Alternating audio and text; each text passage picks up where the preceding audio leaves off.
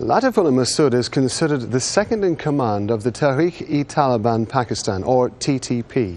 The group's responsible for many attacks, including the attempted bombing of Times Square in 2010. Mehsud is a close confidant of TTP chief Hakimullah Mehsud.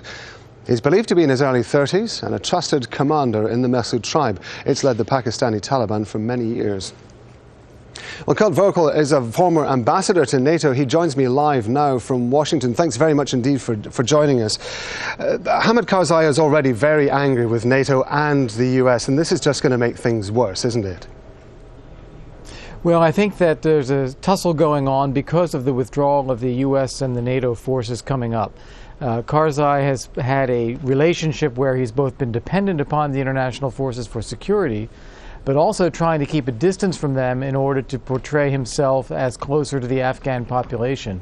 And I think that this kind of incident is an example of that, where he needs to show that he is concerned about the actions of the U.S. forces and the NATO forces in Afghanistan, even while arresting this Pakistani Taliban commander may very well be in Karzai's own interest for security in Afghanistan. Now, where do you think this leaves U.S. and Afghan interests and relations now? Well, I think the key issue here is what the U.S. and the NATO presence after 2014 will be.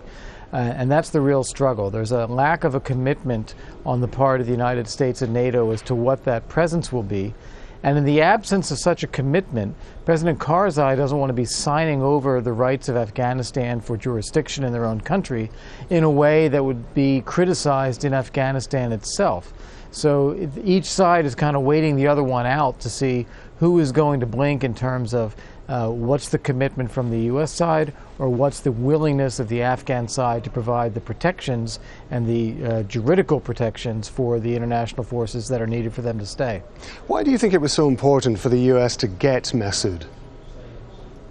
I think that this has been a problem from the Afghan operation for years and years now, is the ability of insurgents to cross the border between Pakistan and Afghanistan with relative ease. So no matter what you try to do inside the territory of Afghanistan, it's always being undermined by insurgents who are operating from outside of Afghanistan.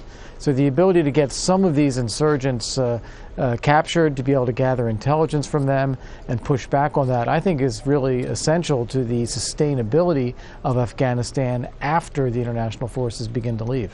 Now, recently we've seen covert operations against individual targets in Somalia and Libya. Is this a change of tactics for the US, do you think? Well, I think there's a little bit of a coincidence involved. I'm not sure that you could have timed it in such a way to say, okay, this week we're going to capture 3 people. It's really reacting to the information that's available at the time that allows you to do it. The one thing I would say, and it's part of your question, is that there does seem to be a desire to capture rather than just to use a drone strike and kill. And that may be related to a desire to gather more intelligence about the activities of al-Qaeda in the case of Libya or Somalia, or the Pakistani Taliban or the Afghan Taliban in Afghanistan. You mentioned the drone strikes there. Obviously, they are controversial. Do you think this is likely to take some of the political pressure or political heat off the drone strikes if they carry on this type of tactic? Well, I think the function of the drone strikes is really where you're not able to use any other means to attack the target or to deal with the insurgents that you know where they are and what they're doing. If you can't do it in some other way, you can send in a drone to make a strike. In these cases, they found that it was possible to use special forces to insert them, to capture an individual and pull them out. I think that we won't see a diminution in the use of drones where that's the only option available. Really interesting to get your views on this. Thank you very much indeed for joining us, Kurt Volker. My pleasure. Thank you.